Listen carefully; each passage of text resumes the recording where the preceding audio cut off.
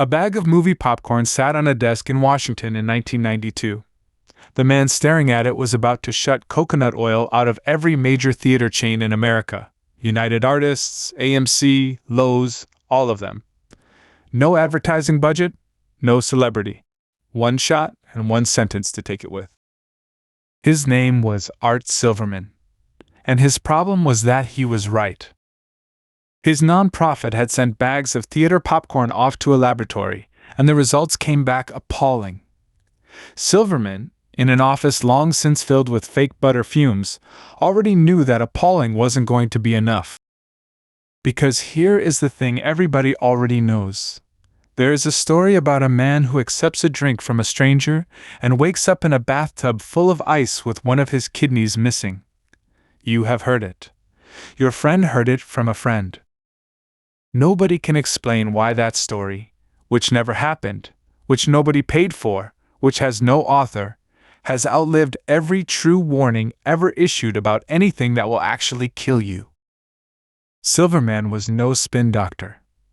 He was a staffer at the Center for Science in the Public Interest, a nutrition outfit running on donations and press releases nobody printed. Look at the hand he was holding. There is no natural audience for popcorn news, no lawsuit, no grieving family, no celebrity, no model, no adorable animal. The story wasn't sensational, and it wasn't even entertaining. Nobody woke up in an oil-filled bathtub. And he could not repeat himself. A small nonprofit gets the country's attention once, if that. Meanwhile, the clock ran. Every week he spent hunting for the right words. Millions more people ate the thing. Therefore, the lab results, when they landed on his desk, should have felt like a rescue. The Department of Agriculture recommended no more than 20 grams of saturated fat a day. One medium bag of theater popcorn contained 37. Not a bucket. A medium. A snack you scarf down between meals held 2 days' worth. Silverman had his weapon. He picked it up, turned it over, and realized it weighed nothing. Because almost nobody knows what 37 grams of saturated fat means. Is that bad? And if so, is it cigarette bad or cookie bad? So what do you do when the truth itself is boring? Silverman said it out loud at the time. And 3 decades on, it's still the best description of the problem anyone has written down. Saturated fat has zero appeal. It's dry, it's academic, who cares? But the real obstacle was not the audience. It was him. He already knew the answer, and knowing it was the injury. He worked up the correct response. A bar chart. 1 bar twice the height of the other, scientifically unimpeachable. Then he looked at it and understood he had just built the most forgettable object in Washington. The amount of fat in that bag was not rational. It was ludicrous. And a bar chart cannot be ludicrous. The culprit was coconut oil, and the theaters had reasons. Silky texture. A warmer smell than anything else on the market. It was also brimming with saturated fat, which is why those bags went to a lab. Not to win an argument about oil. To get a number they could hand a television producer. He had the number now, and it was inert. A number is only ever worth the yardstick you staple to it, and he had no yardstick. Therefore, Silverman made a decision that not one scientist on his staff would have made. He stopped trying to explain the fat. He went out and bought food instead. A bacon and eggs breakfast. A Big Mac and fries. A steak dinner with all the trimmings. Then he called a press conference. But there's more, because why this worked had already been proven, 2 years earlier, by a graduate student playing a game. In 1990, at Stanford, a psychology student named Elizabeth Newton was running something so simple it sounds like a party trick. She put people in pairs. One got a list of 25 songs everybody knows. Happy birthday to you. The Star-Spangled Banner. Picked one, and knocked the rhythm out on a tabletop. The other had to name the song. Before any guessing began, Newton asked the tappers how often they thought they'd be understood. The tappers said 50%, half, obviously. 120 songs were tapped out. The listeners got 3. 3 out of 120. The tappers were getting through one time in 40 and were certain they were getting through one time in 2. Because when you tap, you hear the song. You cannot stop hearing it. The listener hears knuckles. Everything Art Silverman did next was an attempt to stop tapping. Here is the sentence he read out. A medium-sized butter popcorn at a typical neighborhood movie theater contains more artery-clogging fat than a bacon and eggs breakfast, a Big Mac and fries for lunch, and a steak dinner with all the trimmings combined. Notice what that sentence refuses to do. It does not explain saturated fat. It never says 37 grams. It never mentions the Department of Agriculture. It takes the number out of the room and replaces it with a picture of a day you have personally eaten. Now, the obvious lesson to draw is be shocking, and that lesson is a trap. Super Bowl 2000. An ad opens on a marching band running drills. Then a dozen wolves sprint out of the tunnel and hunt the band members down. Chip and Dan Heath remember those wolves perfectly. They have no idea what the ad was selling. The surprise was real, attached to nothing, and it evaporated. Therefore, the move is not to be shocking. The move is to break something the audience genuinely believes, then hand them the better version. A high school journalism teacher in Beverly Hills did it in one sentence. First day of class, students at their typewriters. He reads out the facts. The entire faculty will travel to Sacramento next Thursday for a conference on new teaching methods, and the speakers will include Margaret Mead and the Governor of California. Write the lead.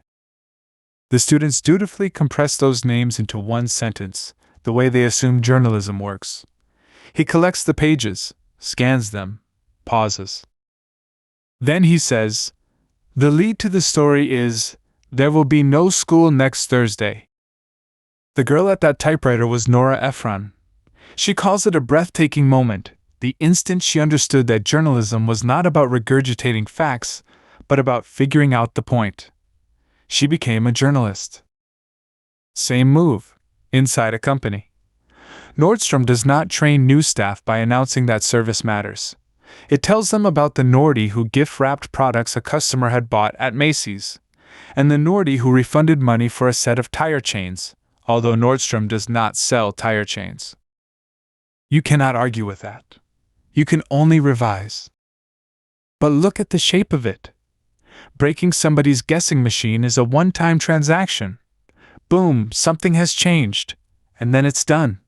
Silverman was about to get exactly one afternoon out of his. The afternoon was September the 27th, 1992, and it was extraordinary. They did not just read the sentence out.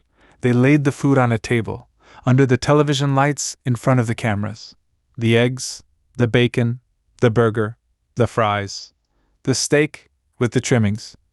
An entire day of catastrophic eating, arranged like a buffet nobody was going to eat.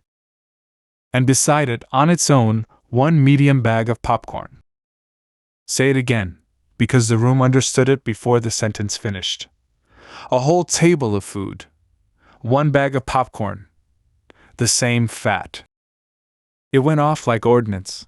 CBS, NBC, ABC, CNN, the front pages of USA Today and the Washington Post.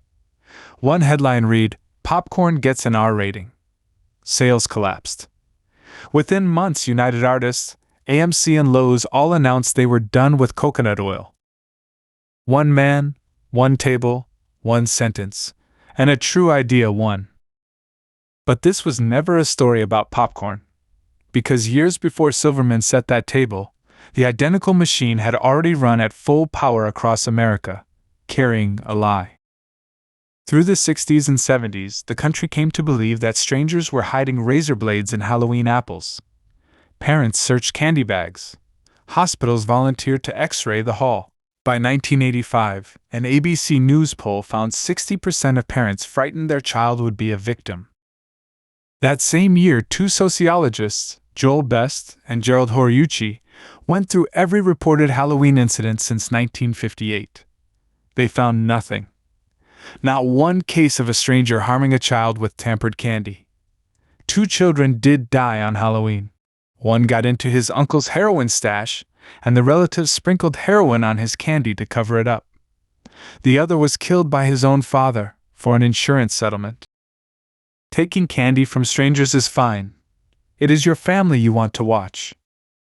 That myth changed the behavior of millions and got candy tampering penalties written into law in 2 states, with no evidence, no budget, no author. Silverman's true idea and that false one were built to the same specification. But the next plank is worse, because it says adding truth can subtract persuasion. Researchers handed people a letter asking for a donation. One version carried statistics: a 42% collapse in Zambia's maize crop, 11 million Ethiopians needing food. Average donation, $1.14. The other described one girl, Rokia, 7, from Mali, desperately poor. Average donation, $2.38, more than double.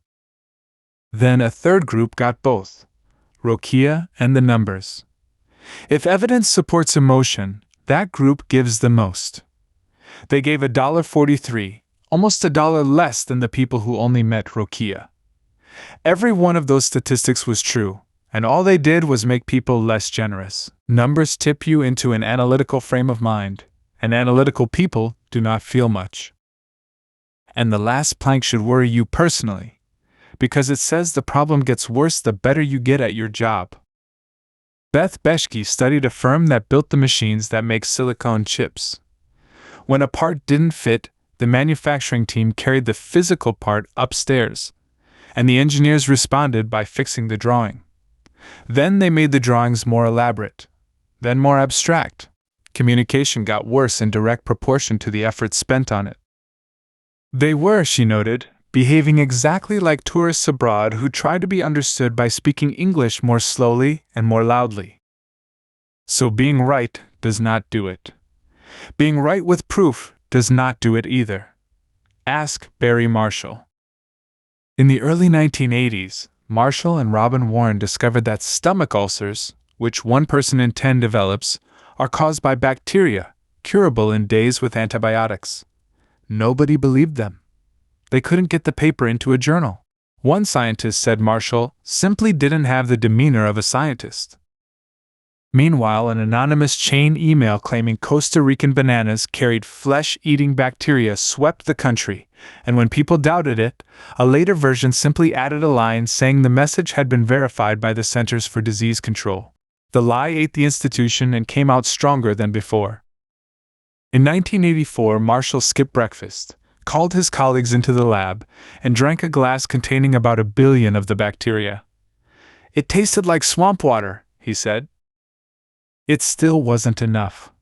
It took another 10 years for the National Institutes of Health to endorse the treatment. Sit with that for a moment. Marshall was correct. He had the organism, the photographs, and his own inflamed stomach lining as an exhibit. None of it transmitted, because there was a tune playing in his head that nobody else in the room could hear. That is the villain of this entire book, and the Heaths capitalize it on purpose: the curse of knowledge. Once we know something, we find it hard to imagine what it was like not to know it. Our knowledge has cursed us. It is not stupidity and not arrogance. It is the tapper in a lab coat, and it cannot be undone by trying harder. Reversing it is as impossible as unringing a bell. There are, the Heaths write, only 2 ways to beat it reliably. The first is not to learn anything. The second is to take your ideas and transform them. Which is precisely, unglamorously, what Art Silverman did with a shopping list. He could not stop hearing 37 grams. Nobody stops hearing their own tune. So he stopped tapping and handed people the song. Food they had already eaten in their own lives, needing no expertise, no chart, and no trust in him whatsoever. And everything he lacked turns out to be what saved him. No budget meant no gimmick. No second chance meant the idea had to stand on its own. No authority meant the claim had to be testable by strangers. Once you know what you're looking at, you find these people everywhere, and not one of them is famous. Nora Ephron's teacher. The Heaths never even learned his name. Bob Aguihia, a Subway franchise owner who noticed one enormous customer buying the same 2 sandwiches every day and asked about it. That customer was Jared, and he had lost over 200 pounds. The campaign wasn't built on Madison Avenue. It was built by a shop owner who spotted a story. But every one of those wins is a one-time transaction. A guessing machine breaks once. Boom, something has changed, and then it is over. Silverman got one afternoon. All of it solves the problem of getting attention, and solves nothing about keeping it. So how does anybody hold a country's attention for 8 years? In 1994, a behavioral economist named George Lowenstein gave the answer. Curiosity is what happens when you feel a gap in your knowledge, and gaps cause pain.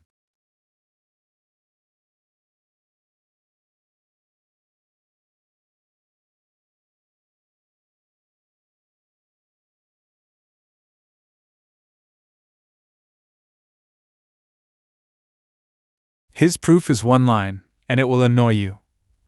We sit patiently through bad movies, even though they may be painful to watch, because it's too painful not to know how they end. Robert Cialdini found the same thing digging through science writing for whatever separated the readable from the unreadable. The best pieces all opened with a mystery. One was an astronomer asking what the rings of Saturn are made of, and noting that 3 world-class teams had reached 3 different answers. Gas, dust, ice. 20 pages later, dust. Cialdini does not care about dust. He read it like a thriller. So he started opening his lectures with mysteries. One day the bell rang before he'd given the answer. Normally you hear the backpacks zipping 5 minutes early.